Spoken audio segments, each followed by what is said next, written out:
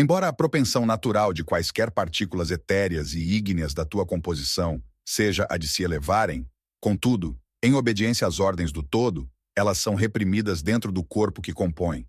Por outro lado, todas as partículas terrenas e fluidas em ti, apesar da sua tendência para se afundarem, são mantidas à superfície e numa posição que lhes não é natural. Assim, mesmo estas partículas obedecem às leis do todo. Quando destinadas a uma posição, elas mantêm-se forçosamente aí até que o sinal para a dissolução as chame de novo.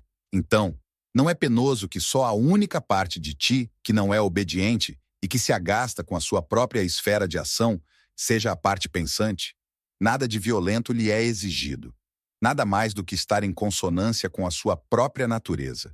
Contudo, não se quer submeter e irrompe na direção contrária, porque o que são todos aqueles seus movimentos no sentido da injustiça, da intemperança, da cólera, da dor ou do medo senão divergências voluntárias da natureza?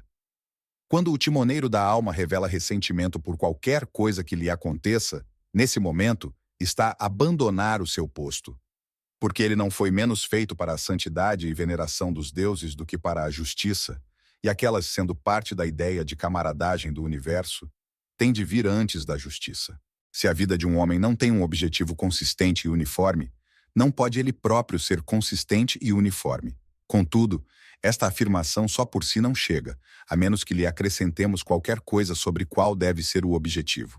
Ora, não é sobre toda a série de coisas geralmente consideradas boas que encontramos a uniformidade de opinião para existir, mas apenas sobre coisas de um determinado tipo, nomeadamente aquelas que afetam o bem-estar da sociedade. De acordo com isto, o objetivo que nos devemos propor deve ser o do bem dos nossos semelhantes e da comunidade. Quem assim orientar todos os seus esforços para este fim, estará a transmitir uma uniformidade a todos os seus atos, e assim conseguirá a consistência consigo mesmo. Todas as bênçãos que, daqui para frente, procurares obter com as tuas preces, podiam ser tuas hoje, se não as negasses a ti mesmo. Bastar-te-á acabar completamente com o passado, entregar o futuro à providência e procurar simplesmente orientar o presente no sentido da santidade e da justiça. Santidade, com uma afetuosa aceitação do quinhão que te foi atribuído, uma vez que a natureza o produziu para ti e a ti para ele. Justiça, nas palavras, com uma verdade franca e direta, e nos atos, com o respeito pela lei e pelos direitos dos outros. Também não te permitas criar qualquer obstáculo à maldade, aos equívocos ou às calúnias dos outros, nem às sensações que esta estrutura de carne possa experimentar. A parte atormentada olhará por si própria. A tua hora aproxima-se. Basta esqueceres tudo o resto e dares atenção apenas ao timoneiro da tua alma e à divina centelha dentro de ti. Basta substituíres o medo de um dia teres de morrer por um medo de até a começares em consonância com os verdadeiros princípios da natureza, para poderes ainda tornar-te um homem, digno do universo que te criou, em vez de um estranho na sua própria terra, confundido com os acontecimentos de cada dia, como se tratasse de maravilhas não procuradas, e sempre dependente deste ou do seguinte. Deus vê o interior do espírito dos homens despido de todos os invólucros, cascas ou impurezas materiais. Agindo apenas através do pensamento, ele estabelece contato com aquilo que neles é uma emanação de si próprio. Industria-te para fazer o mesmo e assim evitarás muitas distrações, porque quem é que, olhando mais para além deste invólucro de carne, alguma vez será molestado por visões de roupas, casa ou fama, ou qualquer dos outros hábitos e cenários da vida? Tu és formado de 3 partes: corpo, respiração e espírito. Os 2 primeiros apenas te pertencem no sentido em que tu és responsável por cuidares deles. Só o último é verdadeiramente teu. Portanto, se afastares deste teu eu real, isto é, do teu entendimento, tudo o que os outros fazem ou dizem, e tudo o que tu próprio fizeste ou disseste no passado, bem como toda a ansiedade sobre o futuro, e tudo o que afeta o corpo ou a respiração, sua parceira, e que está fora do teu controle, bem como tudo o que rodopia à tua volta no turbilhão das circunstâncias exteriores, para que os poderes do teu espírito, assim, imaculado e afastado de tudo o que o destino pode fazer, possa viver a sua vida em independência, fazendo o que é justo, aceitando o que acontece e falando a verdade. Se, repito, afastares desta tua faculdade mestra todos estes acessórios pegajosos e tudo aquilo que reside nos anos vindouros ou passados, ensinando-te a ti mesmo a tornares-te naquilo que Empédocles chama uma esfera totalmente redonda, na sua própria esfericidade se alegrando, e a preocupares-te apenas com a vida que vives no momento presente, então, até chegar a tua hora, serás capaz de passar o resto dos teus dias liberto de toda a ansiedade, em bondade e em consonância com a divindade dentro de ti. Fico muitas vezes admirado ao verificar que, embora cada homem se ame a si próprio acima de tudo, a opinião que ele tem de si mesmo é menos lisonjeira do que a que tem dos outros. Certamente que se um Deus ou um conselheiro sábio estivesse a seu lado e lhe mandasse que não guardasse qualquer pensamento ou intenção no seu coração, sem a tornar imediatamente pública, ele não conseguiria aguentá-lo mais do que um dia. Tal é a importância que damos ao juízo que o nosso vizinho faz de nós, maior do que a que damos ao que fazemos de nós próprios. Pratica, mesmo que não tenhas perspectivas de sucesso. A mão esquerda, incapaz para outras coisas por falta de prática, sabe segurar as rédeas com mais firmeza do que a direita, porque disso tem ela prática. Medita sobre o que deve ser em corpo e alma quando a morte tomar conta de ti. Medita sobre a brevidade da vida e sobre os incomensuráveis abismos de eternidade por detrás e antes dela, e sobre a fragilidade de tudo o que é matéria. Olha o mais íntimo das causas das coisas, despidas das suas cascas. Repara nas intenções que estão por detrás dos atos. Estuda as essências da dor, do prazer, da morte e da glória. Observa como a intranquilidade do homem é toda de sua própria criação. E como os problemas nunca vêm pela mão dos outros, mas, como tudo o resto, são criações da nossa própria maneira de pensar. Na gestão dos teus princípios, segue o exemplo do pugilista e não o do espadachim. Um pousa a espada e depois tende a apanhar outra vez. O outro nunca fica sem o punho e apenas tende o cerrar, vê de que é que as coisas são feitas. Decompõe-nas nas suas matéria, forma e finalidade. Que grandes são os privilégios atribuídos ao homem. Não fazer nada senão o que Deus sanciona e aceitar tudo aquilo que Deus lhe destinou. Não se culpem os deuses pela ordem das coisas, uma vez que nada de errado pode ser feito por eles, voluntariamente ou não. Nem os homens, cujos erros não acontecem por sua vontade. Abstente, pois, de todos os pensamentos de culpa. Que ridículo e que estranho é o espanto por qualquer coisa que aconteça na vida. Embora a propensão natural de quaisquer partículas etéreas e ígneas da tua composição seja a de se elevarem, contudo, em obediência às ordens do todo, elas são reprimidas dentro do corpo que compõe. Por outro lado, todas as partículas terrenas e fluidas em ti, apesar da sua tendência para se afundarem, são mantidas à superfície e numa posição que lhes não é natural. Assim, mesmo estas partículas obedecem às leis do todo. Quando destinadas a uma posição, elas mantêm-se forçosamente aí até que o sinal para a dissolução as chame de novo. Então, não é penoso que só a única parte de ti que não é obediente e que se agasta com a sua própria esfera de ação seja a parte pensante? Nada de violento lhe é exigido, nada mais do que estar em consonância com a sua própria natureza. Contudo, não se quer submeter e irrompe na direção contrária. Porque o que são todos aqueles seus movimentos no sentido da injustiça, da intemperança, da cólera, da dor ou do medo, senão divergências voluntárias da natureza? Quando o timoneiro da alma revela ressentimento por qualquer coisa que lhe aconteça, nesse momento está a abandonar o seu posto, porque ele não foi menos feito para a santidade e veneração dos deuses do que para a justiça, e aquelas, sendo parte da ideia de camaradagem do universo, têm de vir antes da justiça.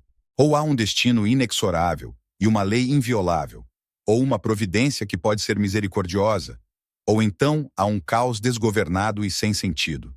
Se há um destino irresistível, por que tentar lutar contra ele? Se há uma providência disposta à misericórdia, faz os possíveis por merecer o seu auxílio. Se há um caos sem direção, dá graças por, no meio de tais mares tempestuosos, teres dentro de ti um espírito ao leme. Se as águas te engolirem, que engulam carne e respiração e tudo mais, porque nunca conseguirão fazer naufragar o espírito. Se a chama da lanterna brilha com fulgor até ser extinta, será que a verdade, a sabedoria e a justiça morrem dentro de ti antes de tu próprio te extinguires? Se ficares com a impressão de que alguém agiu mal, pensa, que certeza tenho eu de que está mal? Mais ainda, mesmo que esteja mal, não se terá ele já censurado por isso, tanto como se as unhas lhe tivessem arranhado visivelmente a cara? Desejar que um patife nunca faça mal é como desejar que uma figueira nunca dê sumo amargo nos seus frutos, que os bebês nunca chorem, que os cavalos nunca relinchem, ou que qualquer outra das coisas inevitáveis da vida nunca aconteça. Como é que, digam-me, poderia ele agir de outra maneira? Com o caráter que tem? Se achas isto tão incômodo, corrige-o. Se não é a coisa certa a fazer, nunca o faças. Se não é verdade, nunca o digas. Tem mão nos teus impulsos. Olha sempre uma coisa no seu todo. Descobre o que é que causa a sua impressão em ti. Depois, abre-a e divide-a nas suas causa, matéria, finalidade e duração. Antes que seja tarde demais, tenta fazer com que tenhas dentro de ti uma coisa mais elevada e mais divina do que meros instintos que despertam as emoções e te contorcem como uma marionete. Qual deles está agora a encobrir o meu entendimento? O medo, a inveja, a luxúria ou outro qualquer? Primeiro, evita todos os atos casuais ou sem sentido. E segundo, faz com que todos os atos almejem somente o bem comum. Em breve, não te esqueças, tu próprio terás de te tornar uma coisa errante do nada.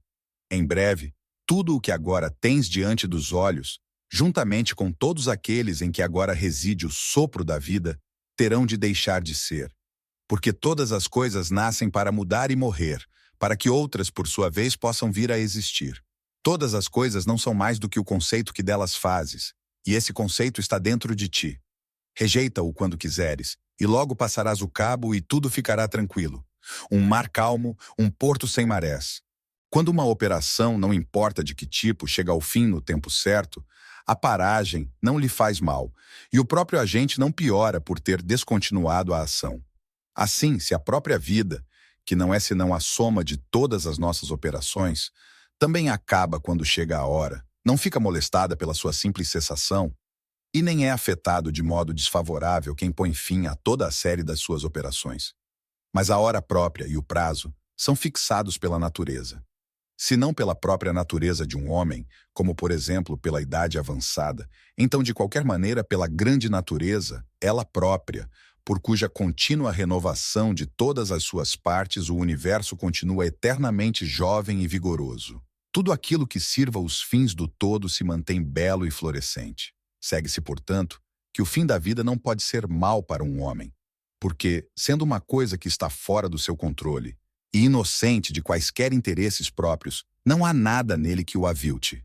Não, é até um bem, tanto mais que para o universo é uma coisa oportuna e vantajosa, e que está em harmonia com tudo o resto.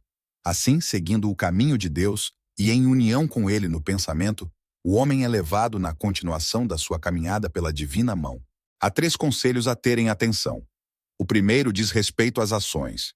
Estas nunca devem ser realizadas ao acaso, nem de maneira não sancionada pela justiça.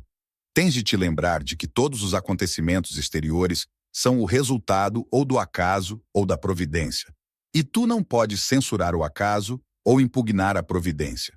Em segundo lugar, pensa bem no que todas as coisas são, desde a semente original até ao nascimento da alma, e do nascimento da alma até a sua rendição final, naquilo de que a coisa é composta e naquilo em que se irá dissolver. Terceiro, imagina-te de repente transportado para as nuvens e a olhar para baixo para todo o panorama das atividades humanas. Como a cena não haveria provocar o teu desprezo, agora que conseguias distinguir a enorme quantidade de seres etéreos e celestiais que se apinham à sua volta. Além disso, reflete sobre o fato que, não importa quantas vezes estivesses nessa posição, terias as mesmas vistas, em toda a sua monotonia e transitoriedade. Contudo, estas são as coisas de que tanto nos gabamos. Uma vez rejeitada a visão que tens, estás fora de perigo. Então, quem é que está a impedir essa rejeição? Quando te permites experimentar ressentimento por uma coisa, esqueces-te de que nada pode acontecer que não obedeça à natureza. Que qualquer conduta errada no assunto não tem nada a ver contigo. E mais, que esta é a única forma como as coisas sempre aconteceram, sempre acontecerão e sempre realmente acontecem. Esqueces também a intimidade da fraternidade do homem com os da sua espécie, uma fraternidade não de sangue ou de semente humana, mas de uma comum inteligência, e que esta inteligência em todos os homens é Deus, uma emanação da divindade. Esqueces que nada é verdadeiramente do homem, porque mesmo o seu filho, o seu corpo, a sua própria alma, todos vêm de Deus. E também que todas as coisas dependem da maneira de pensar. E também que o momento que passa é tudo o que um homem pode viver ou perder. Pensa na vida dos homens que não puseram limites às suas paixões, nos homens que atingiram o cume da glória, da desgraça, do ódio ou qualquer outro dos cumes do acaso, e depois pergunta: onde estão eles agora? Vapor, cinzas, uma história, nem sequer uma história, porventura. Contempla os numerosos exemplos: Fábio Catulo nas suas terras, Lúcio Lupo nos seus jardins, Sertínio em Baiae, Tibério em Capri, Vélico Rufo. Qualquer exemplo daquilo em que o orgulho pode pôr o seu coração. Que ignóbeis são os seus esforços.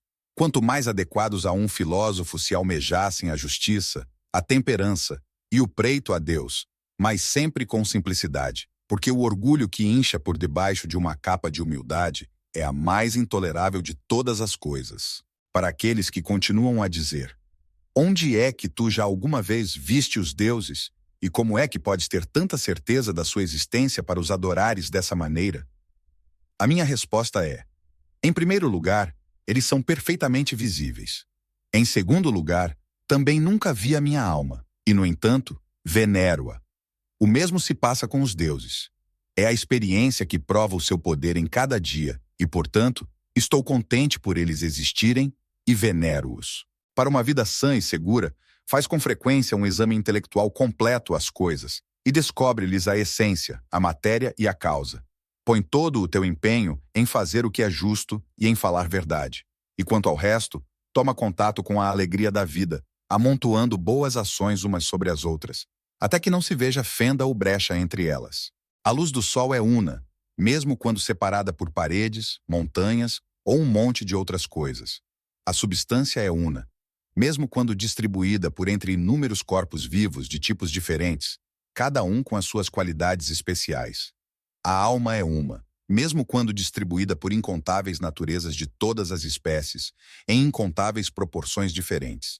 Mesmo a alma dotada da qualidade adicional do pensamento, embora aparentemente divisível, é da mesma maneira una, porque as outras partes de todos estes organismos, a respiração, por exemplo, são coisas materiais, incapazes de sensações, que não têm afinidades entre elas e apenas se mantêm juntas pela força unificadora da gravidade. Mas o pensamento, pela sua própria natureza, tende espontaneamente para qualquer coisa da sua espécie e mistura-se com ela, para que o instinto da unidade não seja frustrado.